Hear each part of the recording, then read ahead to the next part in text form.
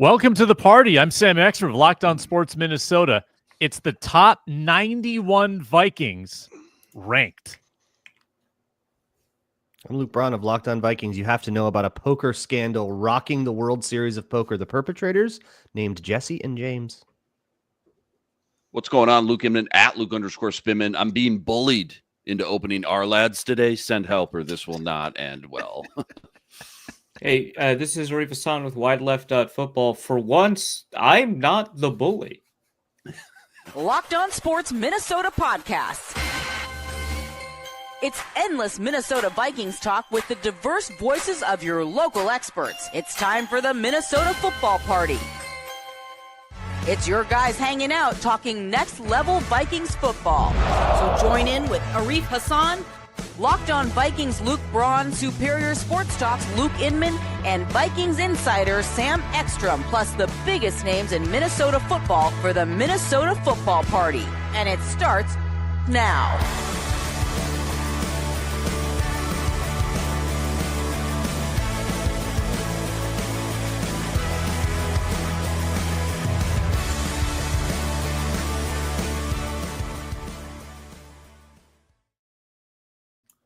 What's happening? Welcome in on a Thursday. Minnesota Football Party is back. It's live. It's on the Locked On Vikings YouTube channel, the Locked On Sports Minnesota YouTube channel. We do this every Monday, every Thursday with this group. We're so glad you're here.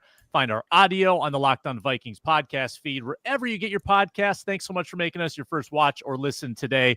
And check out Locked On Vikings for your second one, by the way, with Luke Braun. Before the show's over, a Christian Darrisaw update, question mark, on his status for week one. If he can't go, how do the Vikings bridge that gap? Ron Johnson makes his Thursday appearance. But the bulk of today's show, the NFL uses July to do its top 100 players series. We will use it to do our top 100, 91 Minnesota Vikings, every member of the roster ranked for the next 5 shows. Today we do the first 20, then we'll go 20, 20, 20, and the final edition will be the top 10, which should lead us just about to the edge of training camp. So this is how we will survive the dog days of the NFL offseason. You met the Lukes, you met Arif. I'm Sam Ekstrom. We're so glad you're here. What was your guys' process for putting this together? Because there's a lot of different ways to skin a cat. We lost someone already. Oh no. Luke Braun's gone. Fantastic. Inman, what was your process for paring this list down? Yeah, I mean, I started at 1 and started to work my way down. And I think I joked with you before we even hit record. Like, I've already changed my top 20 a couple times. So I know by the time we get to those top 10, top 20 guys, I'm sure I'll shuffle this around. But you get into the weeds, into those 60s, 70s, 80s. I mean, pretty much the last 10 guys, Sam, I'm not going to lie to you. I just put them all in a hat. Right. Okay. I just started pulling one by one. No, you do a little bit of digging. I mean, there's some UDFAs that, you know, I kind of lean towards after I saw the list, a little bit of research, watched a little bit of film on some of those guys. Tyler Batty, for example, Logan Brown, guard from Kentucky. But yeah, those last 10 guys are very tricky. But I'll be honest. I mean, you could even argue the first 10 guys are honest too. So up and down the entire list, it is tricky. And it feels like it kind of depends on the day and the mood sometimes, because some of these guys are so close, you're kind of splitting hairs. I started with Mr. Irrelevant and then worked my way up from 91. So I started at the bottom. I haven't finished my list yet. I kind of categorized about my bottom 30 to 35 dudes and then pared it down from there. Next episode, I'll probably do the same thing. Braun, Arif, how did you go about this? I mean, I just got because I don't prepare for stuff, right? So this morning, I can't wait to see you on your wedding day, dude. Yeah. 10 minutes ago, I grabbed the list from the Vikings website, and because I only need to rank up to 71 today, I just got rid of the top 50. Don't have to worry about starters. Don't have to worry about rotational players. Don't have to worry about guys that I think might be on the bubble. So it's just a bunch of guys I've never heard of in my life. And then I just ran them against the consensus big board, got rid of anybody in the top 200. And then there's a bunch of people left. So I just looked up their college PFF grades. And then if I've heard of you, you get a little bit of a boost. If you were bad in college, you're at the bottom. What are you doing here? And if you're really good in college, I actually don't know what to do. If you're like, if you're really low in the consensus big board and you were really good in college, I'm just like, hey man, great stuff at Morgan State, allegedly. Yeah, That's Trey good. Stewart, right? Trey Stewart, Yeah. running back, 26 touchdowns in Conference USA. I love the but Morgan State guy. What are we doing here? Yeah, the Morgan State guy, the colors are blue, so this is great stuff, I think. Is that Elijah Williams? Yeah. Yeah, I like the Morgan State guy. Braun, anything to add on your process, how you went about this? I've done a handful of these for the Everyman series already, and I've done a little bit of research on some of these guys, which is where I'm drawing most of the knowledge. But mostly, it's wait for the show to start and wing it. It's great. Beautiful. Because Now- we'll just name our guy. We're like, this guy's 91st. He sucks. And you're like, well, actually, he raises orphans. So Yeah, there's a couple of those. Listen to the Travis Bell episode of Locked On Vikings. Orphan? I think he's gonna probably come up here pretty soon. pretty soon. Had But- I done this exercise Good- 2 good story. years ago, Mr. Irrelevant for me would have been Najee Thompson. It would have been 91 or 90. So that's what we're kind of risking by labeling the 90. Please stay tuned into the, like. I know we just ruined the value proposition of what we're doing by what Sam just said. Please keep listening. Egg could be on our face at the end of this if these people end up making an impact. That's the draw here. Yeah. I'm going to track this on Google Sheets so that we can, actually follow who's who, where we put where, Jesus. from week to week. Yeah, well, you got to be organized to host this show with you buffoons. Here we go. How's that looking? Can you see it? Yeah. You zoom? Let's give it a zoom. No. The Zoom I think is worse. What it was before was better. Okay. Right there. There we go. Vikings top 91. Let's go with the man who's ranked all 91. Mr. Irrelevant, Luke Inman. Again, I joked before we hit record, I am not going to open Ourlad, so I'm using ESPN depth chart. I got 89 guys, so I can't wait to find out. I can't wait to find out who the two guys are that I'm missing. But Oscar Chapman kicks things off for me. The Aussie punter. And let's say like where these guys play. Because a lot of people might not know. I had to remind myself kind of positions when I was doing the rankings. But yeah, the backup punter, never very high on the list, coming out of that Australian punt factory. Luke, let's just go clockwise. Arif Hasan. My 91, I went with Miles Price because I didn't have time to look him up. He wasn't on the consensus board, a receiver from Indiana. I don't know anything about him. So I went with that. I figure Oscar Chapman's actually kind of decent. I know he's a free roster spot, so you don't have to, actually justify him being there. But I don't know. It's just the mystique of the Aussie punter takes him outside of 91 for me. That actually brings up a good question I had, because is it how you value these guys? Maybe everybody did a little bit different. If you were building a team, I think everybody definitely did this differently. Or is it like, okay, this is how important CJ Ham is to the Vikings offense, right? Yeah, Sam gave us You know no what I'm saying? instruction, so it's up to us to interpret what the ranking Right, but I'm just criteria curious is. how No, you yeah. guys maybe So did it. for me, it's I think the driving factor here is how likely they are to make the roster. Mhm. But and, obviously when we get in the top 20 episodes down from now, all of them are making the roster if we're halfway decent at our jobs, which we might not And be. it becomes a different kind of discussion. Yeah, and then But at from this there, point, it's like, who's likely to impact the Vikings in any way. yeah. Right. Yeah. Yeah, I think that's fair. Luke Braun, 91.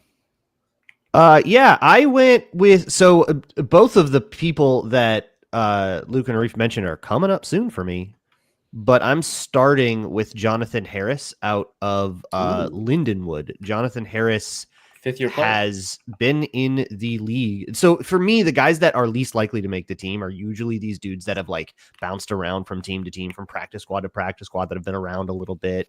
Teams are just going to be a little bit more they're just going to give a little bit more leash to a younger player that they just scouted, that they just got excited about signing, a couple of months ago as an undrafted free agent, versus someone that they brought in kind of randomly as, we'll see if you make the team, or futures deal type guys.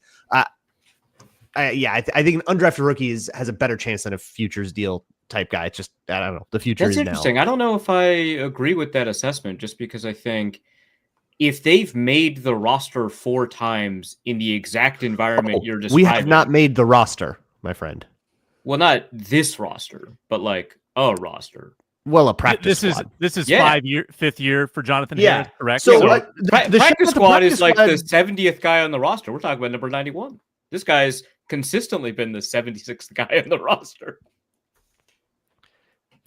He's I'm been thinking through more 3 like a teams in the refund. last 365 days. Yeah. I'm not sure he's long for this world. Dude who's played snaps in the NFL, maybe a rotational piece. You lost Ward. You've got a rookie who's, Tyrion Ingram-Dawkins. Maybe you need a little more seasoning. I don't have a 91. I actually don't have him in my bottom 20. So already a big discrepancy. Already. My number 91. Well, maybe I'll change this when I finish this exercise. My number 91 is, drumroll, wide receiver Robert Lewis out of Auburn. He did nothing on this at roster. Auburn. He had a career at Georgia State before that where he was okay. He did nothing at Auburn in the SEC. Terrible testing. And I'm not sure he's a special teamer. So Robert Lewis is my number 91 Viking. Back to Luke Inman. Yeah, I actually have Robert Lewis sitting here at 88. Again, take that with a grain of salt, missing 2 guys, but Robert Lewis, second to last on my list, I should say. Did a little bit of digging on the group of wide receivers. I'm with you. I echo all your thoughts. Just nothing. Where's the one trait that just kind of sticks out that you do this really well? So Robert Lewis, 88 on my list. All right. Braun. No, Arif. Sorry. So my number 90 was Max Tooley, linebacker out of BYU. I figure, despite the mullet, which is gorgeous, he wasn't ever good at linebacker, and also he's extremely old for a rookie. And BYU plays a slate of teams where being good at linebacker is actually not a significant challenge. So, I'm not really sure what he's doing in an NFL uniform, but I'm happy he gets a paycheck. Everyone deserves a shot, I guess. Yeah, he's super old. He's super small. He can't seem to tackle. It's questionable what is it you do here. Luke Braun.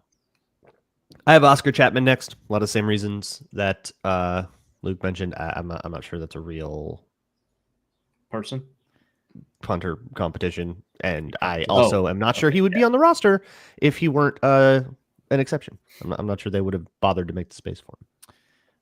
So I don't know if this makes the dude more cool or less cool, but he from the team's official release with the UDFAs after the draft, his name was Alexander Williams, but on the team's official roster they have added a name. He is now Alexander Mush Williams.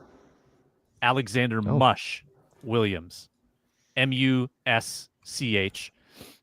He is a defensive lineman that barely played at Middle Tennessee. But the mush does add an intangible. I agree with you, actually. I think that's a good take. That might be one of my 2. That might be one of my 2 guys I'm missing. Alexander Mush? Yeah. Yeah. I wonder if I should write the whole slide him in here. Luke, do you have a Bubba Bolden on your roster? Maybe it's old. I don't. Bubba. Okay, so it's not that old. I got a Silas Bolden. Different guy. Yeah. Different guy. He'll get cut later. Apparently. Yeah, he'll get cut later. Don't worry about him. All right, so we found one of the 2 that Inman's missing. Who's your number? In your case, 87. In our case, 89. Yeah, I had Giovanni Ricci, tight end. Oh, wow. Italian Stallion. No. Yeah. Oh, no. It's such a great way to handle that. I figured we were going to have this argument eventually, Sam. Oh, I'm saving him for 69. Nice. Oh, fair. Nice. Arif. Let's see. What did I put down? Oh, Leroy Watson the 4th, tight end convert to tackle. It looks like. I don't know. No, nope, not for me. Started 4 games at Tennessee last year, was atrocious. That's what I've got on him. Luke Braun. I also have Leroy Watson next. Okay, that's kind of weird. Yeah. What are the odds? I believe he joined a little later, right? He wasn't like a draft day 3 undrafted free agent signing. I think he showed up after Bubba Bolden, who would have been a clear 91 for me. What an insane thing that he is still getting chances in the NFL after like 4 years of never making a team. And like also like struggling to be on practice squads, I think they brought him in to replace Bubba Bolden, if I recall. Those guys are never. Yeah. That's filler if I've ever seen it. We already addressed Max Tooley. That's my number 89, linebacker, BYU. Old, small, can't tackle. Next, Inman.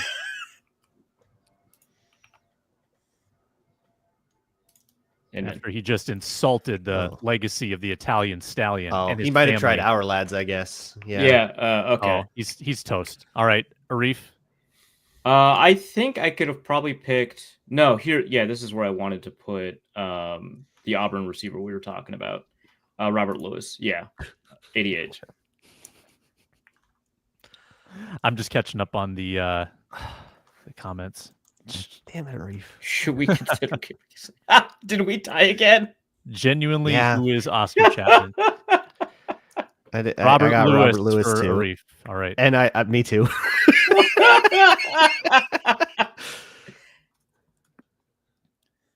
Earth to Inman. He's gone. All right, we'll try again later. That's crazy. I'm gonna go with tight end number 88, tight end Bryson Nesbitt out of North Carolina. Like if you're just a slow contested catch guy in college, I don't love your prospects in the NFL. Closed circuit Laquan Treadwell, not closed circuit. What am I trying to say? CC Laquan Treadwell. Closed circuit. Closed circuit. What does CC stand? Is that what CC stands for? What is that? It's for carbon copy. No. What am I trying to say though? Okay. I can't think like of words. Poor man's Jordan Addison. Jordan Addison. Or whatever you were saying. Laquan Treadwell. Very different. No, I mean, you copy something enough times, a short thing turns into a long thing. It's fine. Still no Inman, so we'll go back to Arif for number 87.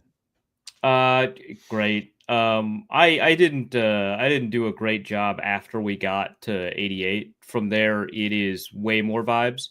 Not that this wasn't already extremely vibes based.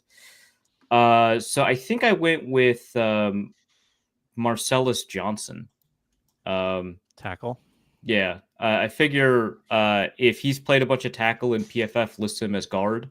That's not good. So that was kind of my thinking there. All right. Luke Braun. Is that a new addition? I've never heard of that man in my life. And I have a whole series of the summer covering every player. Marcellus was on our practice squad last year. That's how much of a guy he is. Yeah. Okay. Well, I just missed him. It's Giovanni Ricci next for me. He also kind of falls in the category of like, he wasn't initially on the 90. If you weren't part of the initial like vision of the team and you're only joining because there was an injury or some other transaction, and you're like, if you're in that category, you're the longest of long shots. In fact, I might even have him too high. Yeah, that's fair. I'm going to go with Dante Fleming, undersized receiver out of Tulane. I think those guys. I think that Silas Bolden kind of has the edge on the undersized receiver market for the practice squad spot there. So I'm gonna send Fleming to number 87 because we're holding out for Bolden. Someone said earlier, like if Bolden is higher than 84, we riot. No sign of him yet. Still no sign of Inman. Being part of the punt return competition is going to get you somewhere that a lot of these guys aren't going. So, yeah. Arif, 86. This is where I finally get to place Oscar Chapman. So I've got Oscar Chapman higher than all you guys. Chapman Correct. at 86. Yeah. Luke Braun. Next up, I have Max Tooley. All the same reasons everybody said. Yeah. Number 86. Another undersized linebacker, Dorian Mossy. Not to be confused with Michael Motti. Dorian Mossy. I have him Teammates. ranked way higher just because his PFF grades are really good. I haven't watched him play, but his PFF grades are really good. So good for you, guy. He's really old. Now was he a transfer? Because when he went to Auburn, I don't think he was very good at Auburn. No, he was good at Auburn. He was bad at Duke. Oh, okay. So he did stay like he was a D1 Power 5 all the way through. Yeah, Mossy. I like his teammate more. We'll get to him a little later. But Dorian Mossy, number 86. That's fair. Am I at 86 now? Where am I? You're 85. Oh, that's good. Yeah, I picked Giovanni Ricci. Fools. Luke Braun. You fools. What was the last one I said? Max Tooley? Yeah. Oh, yeah. All right. I'm going to be controversial here. The next one to me is Max Brosmer. I don't buy it. I think that we are being lied to about his chances to make the team. I think he is Peter Pujal's sized chance to make the team. Okay, this is a Joel Stavi. This is going to play this guy. This is Mitch Leidner. He's going to play maybe the fourth quarter of the last game, but otherwise he's handing off. And the key, the kicker is when Kevin O'Connell was asked about him and like did his whole big rant that everyone went crazy about. He was like, yeah, well, he hasn't gotten a lot of chances. Like, yeah, all right, he's not doing the drills. Good job on the whiteboard. You're not doing the drills. You ain't making the team, and nobody would give him a second thought if he wasn't a gopher. Sorry, this is all. This is Minnesota homerism. Ron Johnson, any second, and Ron, I expect you to own up to this. Hey, it's not about his skill level. Maybe he'll make another team, but he ain't making this one. He doesn't get the chance. QB4 never gets the chance. There's nothing else to ask, so you have to ask. Oh, I'll definitely ask that. Max Brosmer take. Okay. All right, look, we can always get wrong going on something. Yeah. True. If you're worried about filling time, that's probably not my concern there. So we're at number 85. Luke Inman is still lost in our lads' ether. Tyler Batty, defensive lineman. I don't really have a great reason. He's kind of a tweener. I don't know where he fits. Tweener. Bad take. Bad take. Bad take. Wow. Grow a pair of eyes, Sam. Tweener. That's literally all I have to say. You gotta watch that BYU defense closer. He was. I saw Max Tooley. He was 239 at the consensus big board. He is one of the reasons the Vikings were considered to have a gem of an undrafted free agency class. I don't even think he's in my bottom 20. So I think I've got him like in the 60s somewhere. So what is a good UDFA typically ranked on the consensus big board? Is 239 really good? Like if it's inside of 250, is it good? It's outstanding. Yeah. I mean, what's the last pick of the draft? 257. Oh, wow. There's a lot of comp picks. Sam, how do you not know how many picks there are in the draft? Because doesn't it change year to year? Well, yeah, but it's always 250 something, right? Like it's 251, 252, 253, 254. Yeah. It's like always in that range. Every year. Oddly, I know it's one weird thing I do. I don't have a consensus big board. I don't. Sam, this has nothing to do with the consensus board. It has to do with the number of picks in the draft. Yeah, you're mistaking something trivial for something critical. That is not. No, this is like your job. You should know how many picks there are in the draft. Debatable about the job part. Who's your number 84? Who's your Randy Moss 84? I think I picked. You know what? I'm going to change it because of everything we've said. Alexander Mush Williams. He's 84 now. Mush. We got to get the background on the Mush. Or is it Moosh? It could be Moosh. I think that would help even more, honestly. Like I like the name Mush, but Moosh is pretty good. Braun. Next up for me is going to be Miles Price. You get a little bit of grace for being a part of the punt return competition, but let's be honest. Let's be real here. Number 84, Leroy Watson IV. Really bad at Tennessee last year. Played real games. Stunk. Bounced around. Couldn't land at Cleveland. Didn't do well at Tennessee. Don't love his chances. Although, later in the show, we'll talk about the tackle situation with Christian Darrisaw maybe not starting the year. Is Inman still restarting? Yeah, I mean, you have access to the back end, so if he hasn't logged into the back end, I guess. Yeah. Slaw thinks it's moosh. He's got to listen to the whole dial-up thing, so takes a minute. And then AOL tells him he's got mail, so he's got to click over. And then he's distracted, and we lost him. It's rough. He's cross-referencing all 89 of his list with the 91 on the roster. He's trying to figure that out. Arif Hasan, 83. I'm taking Brosmer. We gotta not coddle these quarterback fours in lists like these. It's making them soft. Yeah, I'm telling you, if he played for Illinois, he'd be 88 on all of our lists. He'd be like, oh yeah, that guy's not making the team. I like how you've admitted that you also have ranked him too high. Yeah, actually, yes, true. I'm giving the Star Tribune a little bit of faith because they seem to think it's a more even QB competition. That's so I've moved him up a couple. Next up for me might be controversial. It's Travis Bell. He was a draft pick. He's been through 4 different rosters, including 2 stints with the Bears. In 2 years, he was drafted as a 7th round pick in 2023 and has very much been incapable of making a team. Yeah, I don't know what his role is, so that's fair. He's a D-line out of Kennesaw State. No, I know he's a D lineman. I don't know because it feels like he has the athleticism of a nose and the production profile of a 3. So that's where I'm at with him. Yeah, great Everyman Series story though. Go check that out. 7th round. He Bears, was 23. Yeah, he was like everybody in his high school was like, oh yeah, that's the best player on our team, but no colleges wanted him because he was too small. And that lands you in a place like Kennesaw State trying to build a fledgling program. Go Owls. Yep. I believe DT famously threw up in the tunnel before his first college football game and then got a sack on his first play. That's good. I like that. That's relatable. I also threw up in the tunnel for actually no reason. I wasn't playing. Is that real? You threw up in the tunnel? Oh. Before his first debate. Minnesota football party. I did not throw up before our first debate, Sam. Come on. Well,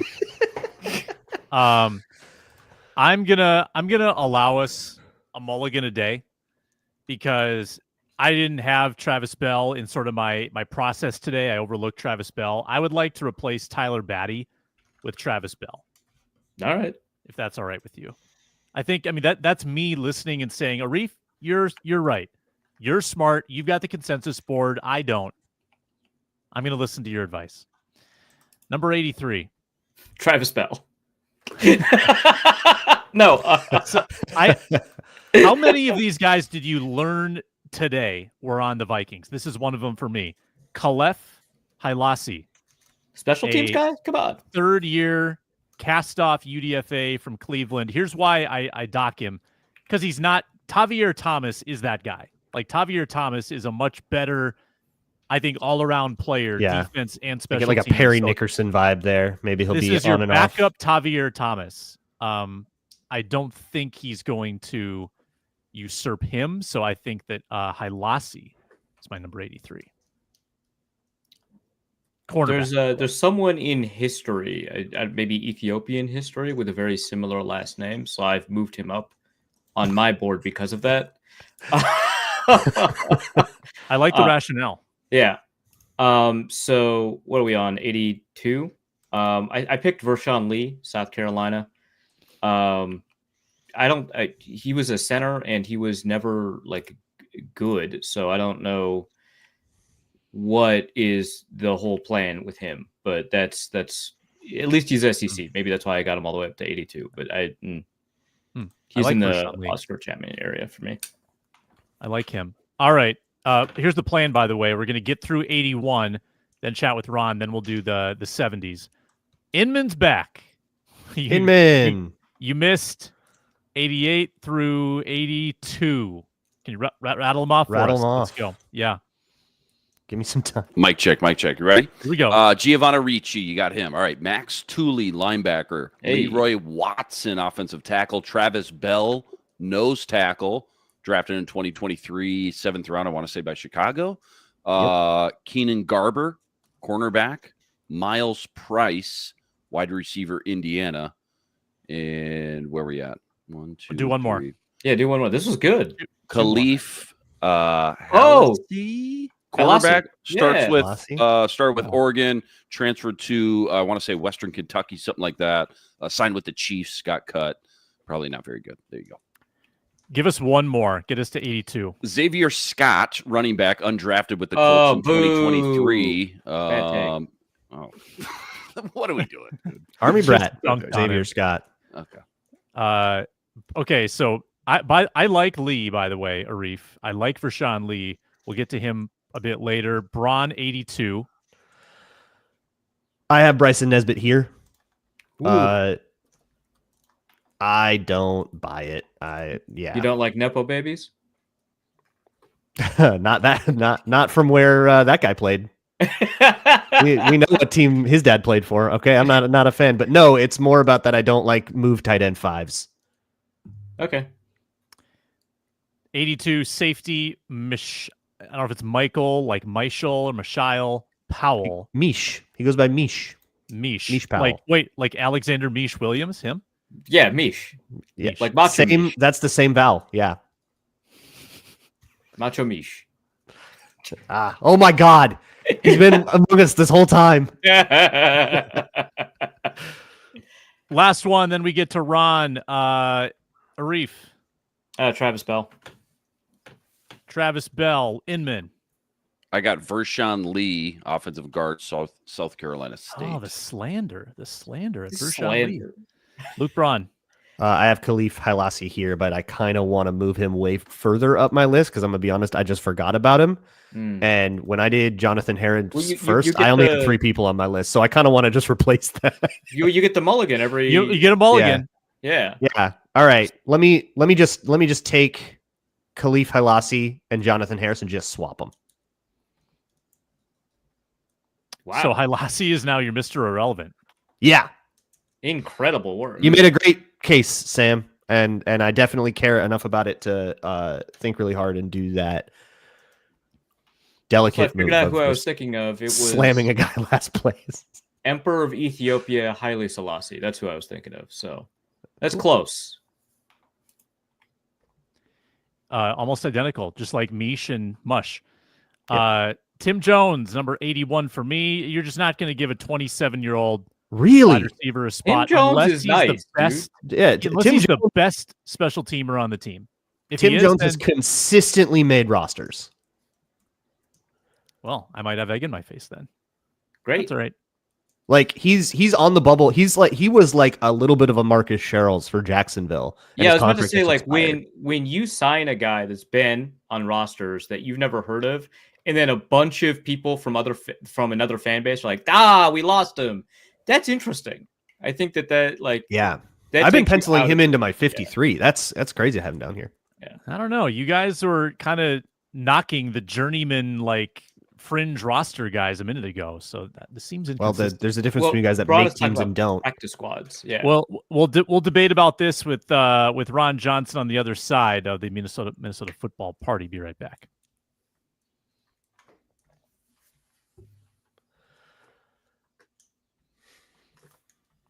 FanDuel brings us today's show. Summer sports in full swing. All-Star break approaching for MLB, WNBA in mid-season form, Wimbledon right now, ton of upsets. I mean, I can't imagine some of the money lines on the first round Wimbledon upsets with Goff, Pegula going down, Tiafoe lost in the second round.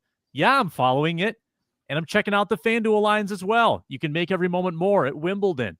or the golf tournaments every weekend. 3M Open coming up. Check it out.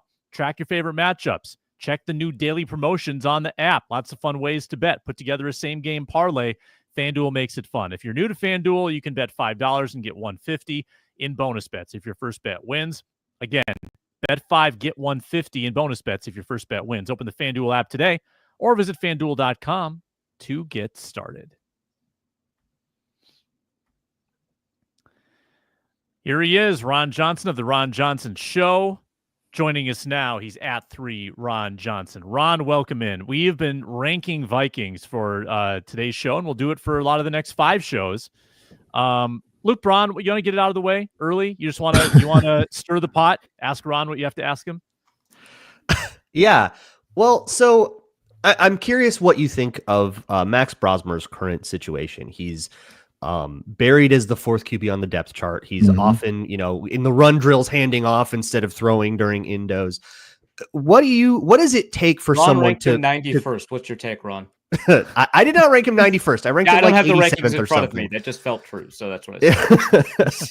I ranked him, like 80 something in terms of his chance to like make the team, because QB4 has such a tough road. So let me ask you this: what does Max Brosmer have to do to claw his way out of that handoff duty job and like get it assigned to Brett Rippon? So what has Brett Rippon done? Like, I don't think he's done anything to say he's QB3. So that's just my opinion. I think Sam Howell is legit. He's practicing, but he's legit your backup quarterback. I'd say your starter's JJ. When it comes to QB3, if you look at the history of Vikings, they've never carried a third as like, we really need a third quarterback. They've carried it as either an emergency guy or a practice squad guy. I think Max Brosmer fits financially for them to not worry about a guy like Brett Rippon that they can't just put on the practice squad and feel like this is okay. Like, Max Brosmer can sit on the practice squad, and if anything happens, they can move him up as an emergency quarterback. But I mean, I even if he is 4 and he's on the thing, like he's on the practice squad, I don't see Brett Rippon seeing the field, like unless like JJ McCarthy and these guys are seeing the Sam field. We're in the Howell 80s on the roster here. And Sam Howell are in a car accident together or something. Like, I just don't see it happening. So if I'm and I talked to Keenan McCardell about Max Brosmer specifically, because I always love to get coaches' thoughts on the guys I know. I had him, I asked some guys about Kobe King. When I saw Brian Flores walk by, I was like, hey, what do you think about Kobe King? And so what Keenan McCardell said, man, is Max can spin the ball. He has to learn about when to throw hard and when not to throw hard, because it is a little bit like exciting when you're a guy walking to the build. You see Justin Jefferson, Jordan Addison, you see Hawkinson, you see Darrisaw. You're like, man, I'm in the NFL. But then it's like, okay, you got to calm down and play football. And so I hope, and we just had Max on. That interview will air on Tuesday on the Ron Johnson Show. We sat down with Max Brosmer. He talked about J.J. McCarthy and what he saw from him in practice. He talked about Kevin O'Connell and Josh McCown in practice. And what I hear from him, too, is he's learning. He's learning how quick the game is. And so I think and he's really smart, like coming from New Hampshire, PJ Fleck, the first thing you talk about, man, the kid is cerebral. Like, he knows the game. So I think it's him and Rippon are going to battle for that QB3 spot. And then from there, it comes down to, who can put the ball in the right places at the right times. So I think Max doesn't have to do a ton. He just can't throw a ton of interceptions. Like, I think he has the edge because he's cheaper. I mean, to be honest, like if they're even and he's cheaper, you keep the cheaper guy. So here's a follow-up. I have a follow-up to that. How do you prove yourself if you are not throwing in the throwing drills? He's going to throw all week in practice. Or so like when you think about mini camp and OTAs, like right now, I'm talking about training camp practices. Like you're in the indos, you're not throwing. No, there's no training camp yet. We're talking about mini camp. You talking about practice? You're talking about practice. I'm talking about real practice. I'm talking about when the pads are on and the New England Patriots walk into the building. You're not going to see like a ton. In preseason, you're not going to see a ton of JJ McCarthy. You're not going to see even a ton of Sam Howell. It's going to be Brett Rippon versus Max Brosmer. And that's where it's going to happen. Like right now, he's handoffs and all this other. He's going to throw the ball. Like, you don't have a 4th quarterback and they're not throwing the ball. They're throwing the ball in Indy. Because again, I talked to Keenan McCardell about this. He's with the receivers when the media can't talk about it. Max Brosmer can throw the ball. Like, the 4th quarterback is going to get just as amount of reps as the 3rd quarterback. So he is throwing during those. Yes. Yeah, whoever wrote that story or thinks they know what they saw, they don't know it. I talked to the receivers coach who saw him throw in practice. So he's throwing the ball. The whole he's just handing it off. That's just media speak. I'm going off Kevin O'Connell saying that. No, I know. I'm just saying I'm going off media speak to try to say, hey, look, this is what we have to say and do. This is the tone we're going to. There's no way Kevin O'Connell, going through what he went through in his career, would actually allow a quarterback to go an entire camp and not give him a chance and then cut him. That's actually a pretty good point. It's not going to happen. Like Kevin O'Connell, that's the one thing I talked about Josh McCown about.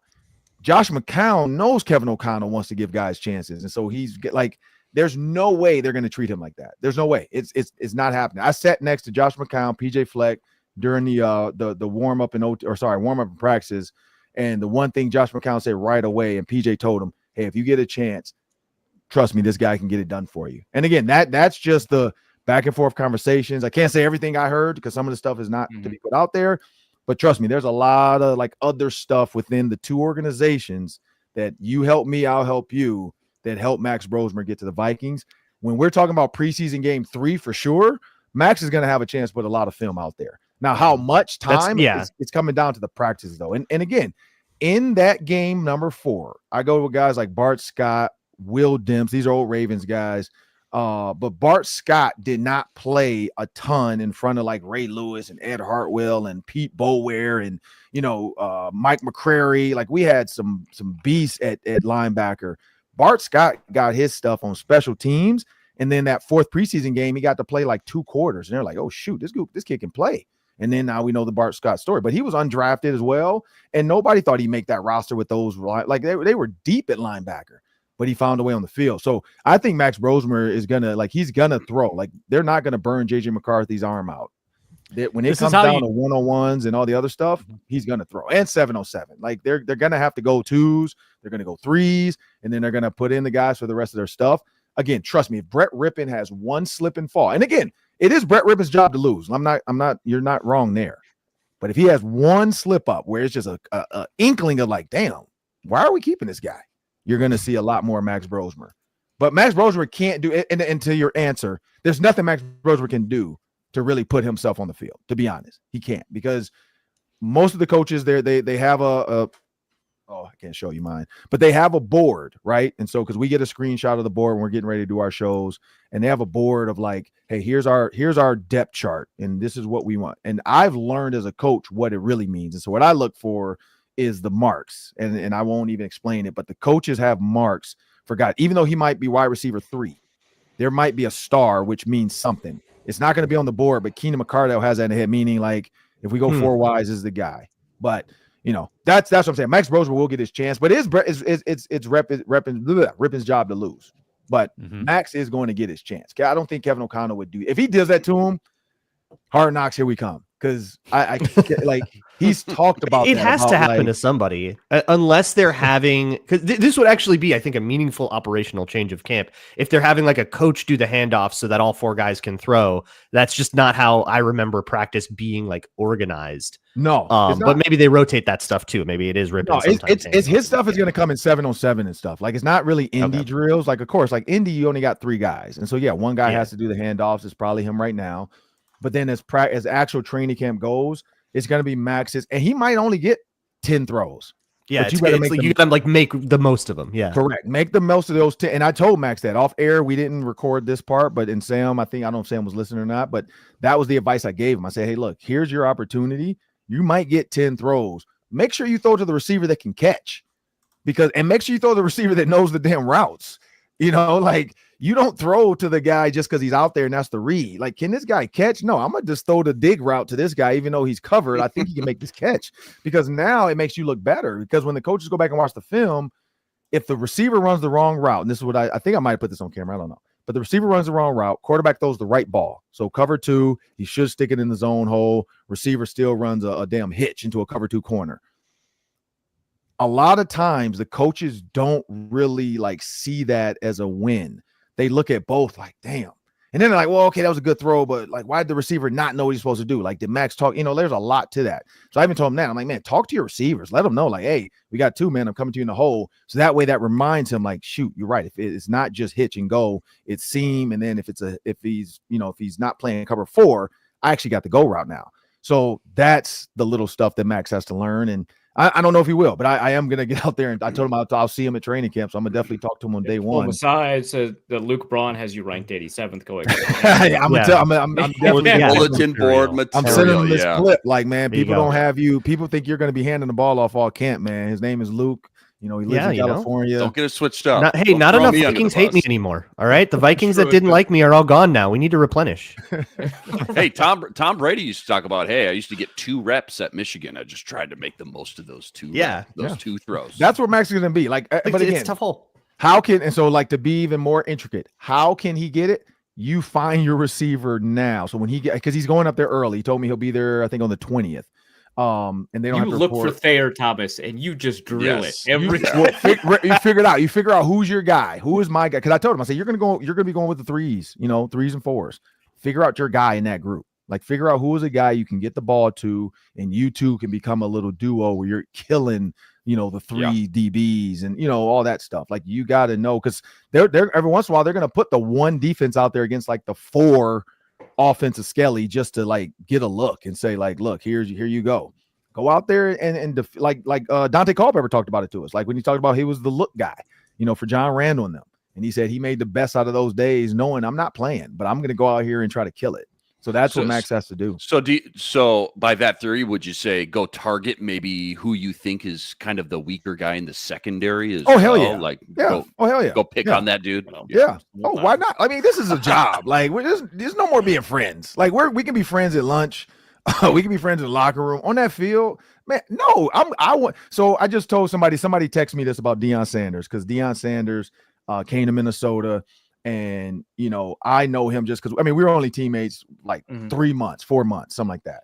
But I still send him a message every once in a while. So the barber he went to, like, said, hey, man, Deion mentioned you, blah, blah. Like, he said, thanks for shooting, because I sent his guy my contact for a barber. And he asked me a question about Deion Sanders. Like, man, like, did you ever go against him one-on-ones? I was like, no, for what? Why would I go against Deion Sanders? Like, because I remember guys coming to practice, seeing Deion's locker, because when we finally signed him, his locker, his socks showed up, his actual primetime Nike shoe. Like, he had his own purple, Deion's ready to go. Like, he was ready, like outfit laid. Just all the stuff he says he did it. Socks laid out, pants laid out. I'm like, this is really prime. Layer socks that are right. Then he walks into the locker room and it's like a purple aura. You know what I mean? It's like Prince. You just see him come through and it's Deion with the purple like Ravens hoodie on. You're like, damn, this is Deion Sanders. We get out there for OTAs, and the first thing some of the receivers my age say is, oh man, I got to go against Prime, man. I got to go against Prime. And I'm like, good. Okay, if you beat Prime, he's 37. So you should. You're 23. But if you get locked up by a 37-year-old, they're gonna cut lose. Right. There's no winning in this. Like, Ron's motioning out of the boundary when the I'm like, unless he gets in front of me in 7-on-7, I'm not doing this in 1-on-1s. I just want to shake his hand, have a couple conversations with him. Like, I don't need to say I went against Prime. For what? I mean, he did. I think he covered me like once or twice, maybe in 7-on-7.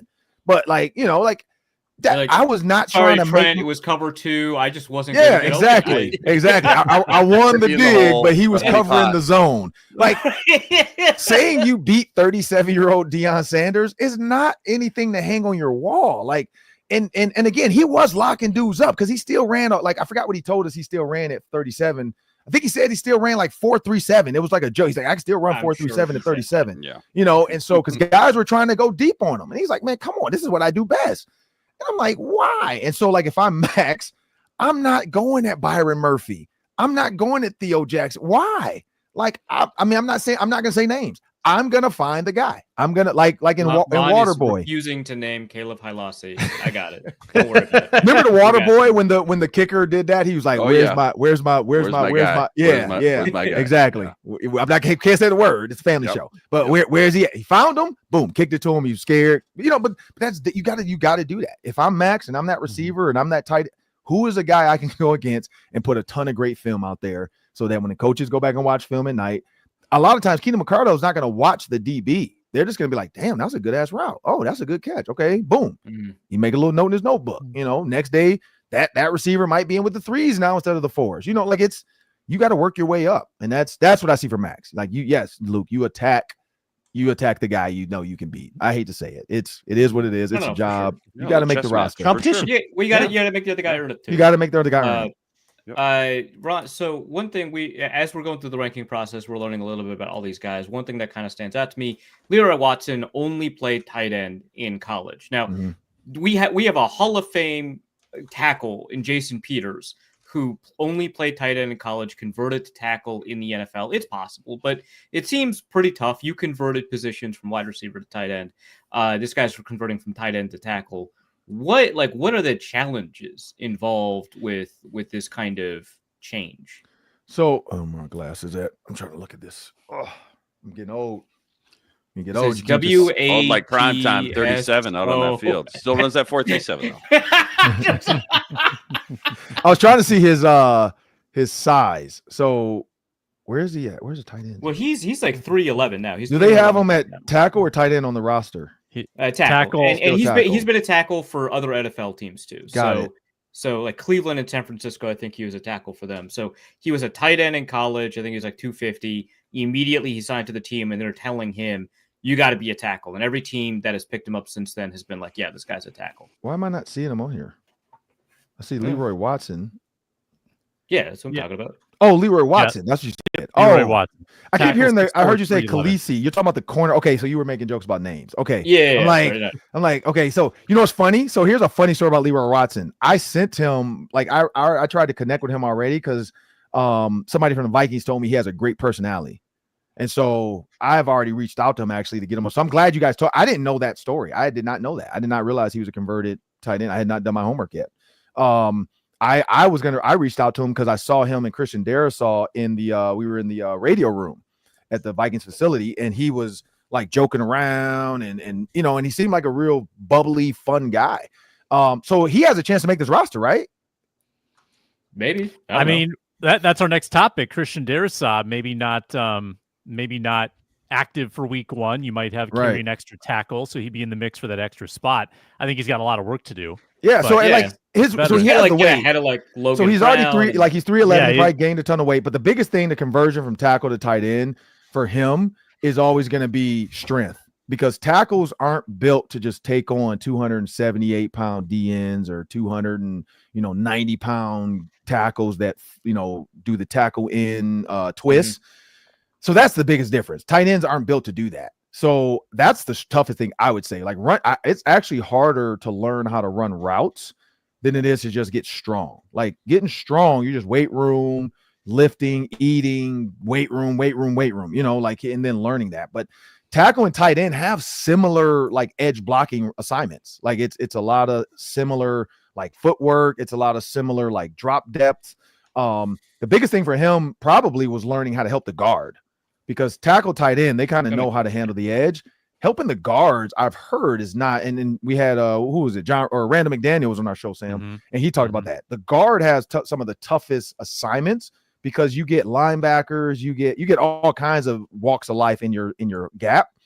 And so I think that's the hardest, is as a tackle, learning most dangerous man. So meaning who is most likely to get to the quarterback first and not making that mistake. I think that's the key, because tight ends kind of know I'm helping the tackle and then I'm gone. Tackles have to learn, okay, I got my guy, but then do I have to help the guard a little bit too and still hold my guard with my other arm? I'd say that the just flat out, I got to go one-on-one with Danielle Hunter. How do I do that and still keep my eye on a potential blitzing linebacker that could be most dangerous? Like that's tough. Like that, because you got to have your head on the swivel and also keep, a 270-pound Greek god from killing my quarterback. So I'd say that's the toughest switch. But other than that, they have similar edge, like from the footwork when I learned, because I learned to play tight end with the tackle group. Like I had to go with the tackles for like a week with the Bears to watch and learn their footwork on how to like drop. And so it's similar. Breaking news for Ron to end things here. Reynolds reports Red Panda has been from a Minneapolis hospital with a fractured left wrist. She'll be out for a few weeks. Fractured wrist, yeah. Ready. The NBA. Get better, Red Panda. Get better. Yeah. So, I mean, it sounded like fractured wrist. I still haven't seen the video. Did she just fall from and then like land on her arms, or what happened? Well, she actually landed on her. Yeah. I was there courtside, which is just Courtside. yeah. Whoa. On the wood. Oh, One of look the at one of you. the one of Prime the time. Humble one of the brag. kids that I coached in a high school debate grew up and got loaded, so he got me courtside seats to the commission game. And yeah, and so I was like 20 feet from Red Panda when it happened. I do have a little video on my phone, but it felt weird, so I didn't keep it. But yeah, so apparently there was like an issue with the left pedal of the unicycle, and she fell. And I thought originally that she had injured her tailbone, but I guess she had Yeah, I cushioned heard the she fall- fell Put right on hand her. down. Right on yeah, her just bum. right on her seat. Man. Yeah. And but I guess she had cushioned the fall with her hand, and that's what took the brunt of the force, and so that's why she has a fractured wrist. But it was pretty sad because it was like 10-15 seconds into the performance, like right away they were still pulling Wait, so your the ladder your away. phone was out during her performance? Yeah, You might have messed her up. I bet it that's was your phone. yeah, sure. I'm Yeah. sure she's never had a camera. on Butterfly her effect, before. dude. Your That's a good point. flat. It's on you. You didn't know your flash was on and your My light was flash- on. Like, who's this Fan- guy? The amount of fan from effort the it Never takes. seen this guy sit courtside before. Who's Who this is guy dude? courtside with his flash on right now? Like, The what amount are of you effort doing? it takes to turn the flash on my phone. There's no chance. Max Brosmer on the Ron Johnson show on Tuesday. That's called a tease in the business. We were excited for that. Good debate, fellas. Ron, we appreciate the time as always, and we'll talk to you super soon. Have a safe trip to Nashville. Appreciate it. I'm glad you guys told me about Leroy Watson now. Now I really got to follow up with this message to him Yeah. because it started with the Theo Jackson. Sam remembers that. We started early in the summer with Theo Jackson. It took like 2 weeks. We finally got Theo Jackson on. So now I got to, because Leroy Watson's not not to say he's not a big deal. Like, not yet. I mean, he could be a Minnesota big deal if if he starts for Christian Darrisaw week 1. So yeah, let me reach out to him and see what he's thinking about that. That's good intel. I did not realize he was a tight end. Man. Hey, we seek to inform and educate. What? So what college was he like? Did he do it in college? He was a tight end in college. Yeah, whole time in college, UTSA. Okay. Yeah, And then went to the NFL. And yeah, I mean, Yeah, what I've they heard did, is he like, has a the- big personality. great. So that's what Nice. the media people within the Vikings, the VEN people. Right. So because there's a show I kind of tease. We don't have the official amount, the dollar amount, what it's going to be, but they have a name for it. And so his name was one of the names that came out to be a great guy for like as a guest on it. Because Oh, you know, cool. That'd be a good because story. he's yeah. And so again, I would hope, and I've always asked this question because every time we interview people for the Vikings directly, I'm like, there's no way they're cutting this guy. Like guys that get mic'd up, all that kind of stuff. I'm like, you can't mic a guy up and then cut him. Like that seems mean as hell. Like we're gonna cut you, but we're gonna keep this footage and air it on Vikings.com. Ron, do I later have next some week. news for you about the NFL? So they are not that mean, Arif. They can't be that mean. They Good night. wouldn't do that. Everybody's I would nice. They hope would not. never. So I'm hoping Max Brosmer gets mic'd up for like week 3. I'm hoping that. Mic him up. Or for the Texans, because he's got Daniel Jackson and his other Gopher guy back in town, the tackle, Ursery. So yeah, mic him up for the first game. Show Luke Braun something. He's making this right. Yeah. Own that fraud. It'd be so cool if he made the team and showed me up. I'd love that. But how many? Because what is it? 60 is 50 is 69, right? Is what they keep, or is it? Nice. Is it changed? Yeah, that Yeah, sounds about right. practice 16 squad plus yeah. roster. Hey, the NFL, they know what they're doing with that. They can make it 70. They could have made it 70 You easily. could have. They didn't. There's a reason. We know. Yeah. So yeah, I would say he's number 68. He's not 60. Perfect. You can have 2 practice squad. Maybe the quarterbacks. practice squad. Okay. Not Yeah. illegal. Wait, can Uh, Brett Rippon actually make the practice squad though? Because that rule's changed now, right? Anybody can be on practice squad. Yeah, veteran. Yeah, anybody can be on the practice squad, but because of the way they changed like active inactive, because your third emergency QB doesn't count toward your 48, basically everybody's keeping 3 on the active roster now. Yeah, because you have to be on the active to be the third emergency, and it can't be a game day activity. Got it. Yeah. Right. So Brett could Yeah. be the third. Max could be the practice squad guy. Got it. But if you're third emergency, no reason to have a practice squad quarterback if you don't need one. So yeah, I can see that. Yeah, and I think not all teams are keeping 4 in the building. It's Correct. You got 3 on your roster, and then maybe you got 1 on the practice squad. it doesn't make sense when you look at what practice looks like now in the NFL compared to 20 years ago. You don't really need that. Just sucks. Praying for you, Max. Let's go. All right, you guys have a good one. Oh, See you, Ron. Appreciate it All right. as always. You're the best. Quick Christian Darrisaw segment when we return. Minnesota Football Party.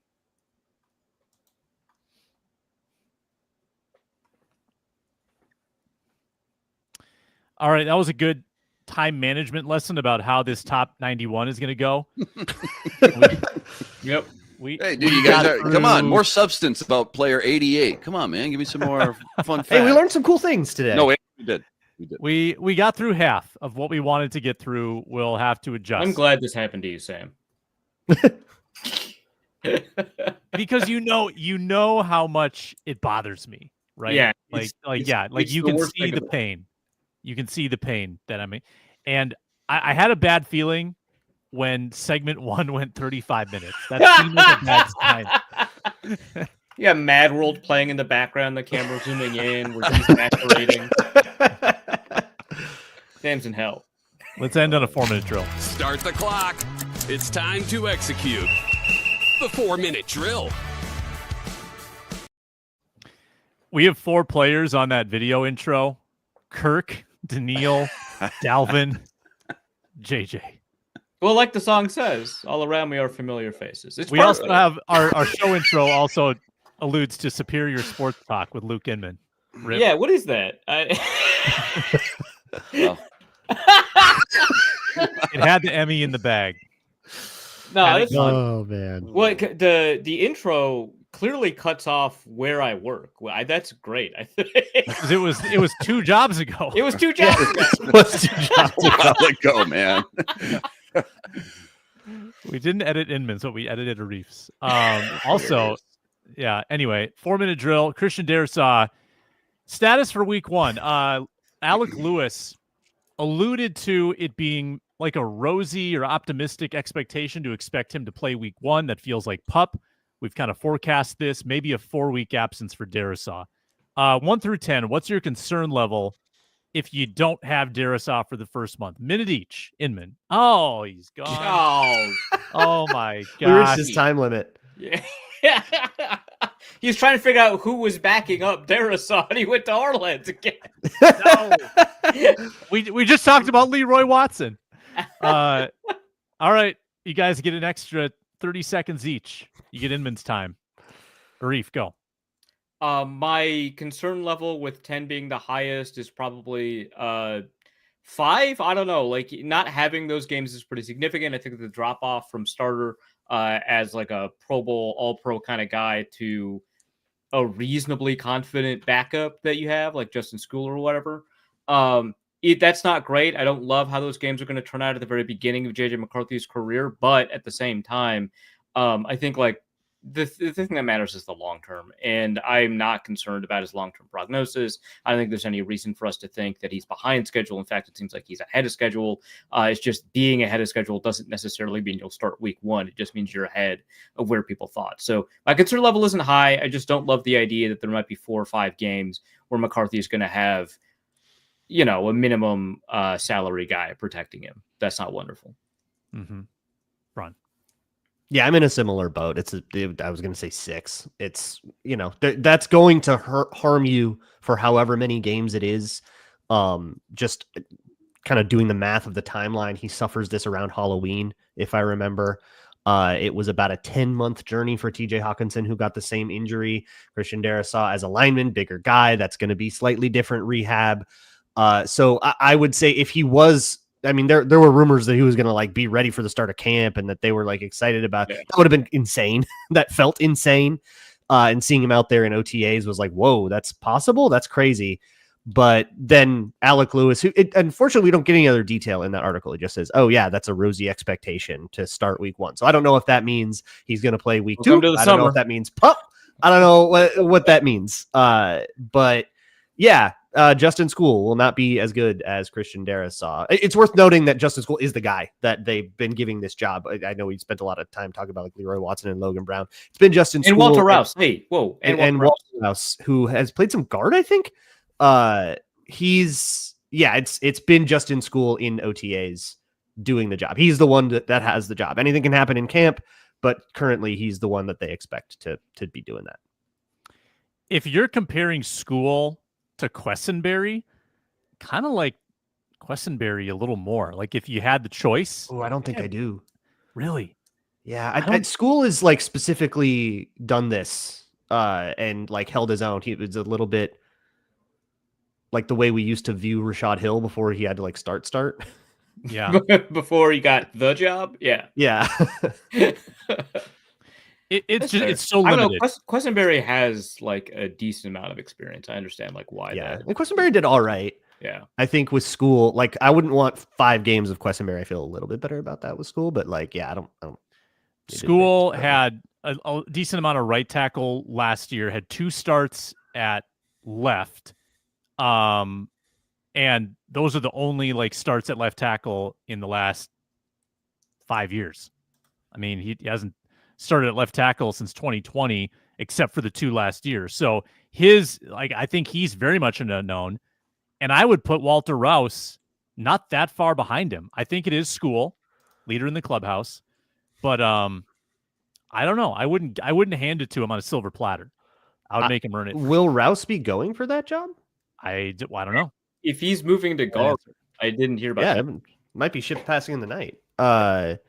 But yeah, no, that'll be a battle. And then you got these undrafted cats. But I think the real intrigue is if Darrisaw is not on the opening 53-man roster because of pup or whatever, who makes the team now? Is it now? Because School, Rouse, Darrisaw, O'Neal, that's your four tackles. That felt really easy chalk. But now you open another spot, and now you get Logan Brown or who is the other undrafted tackle? There's Leroy Watson, and there was another undrafted rookie tackle. Like now you get all these interesting names. And I would still say Brandel. Why not try Brandel there? He's done it before, and I think he can play 4 positions. Intrigue coming up for the Vikings. We'll do ranked players 80 through 61 next time. We'll try. We'll move faster. Sam. Whatever you say, Sam. I can only we're much. getting to the practice squad and almost roster bubbles. So that'll be controversial. Yeah, so we'll have actually stuff to talk about. This is actually getting worse for you. I'm nervous. We'll see if Luke Inman ever gets out of our lad's purgatory, and we will return on Monday. Happy 4th of July. Happy holiday weekend to everybody out there. Thanks for watching, listening, commenting, subscribing. Talk to you next time.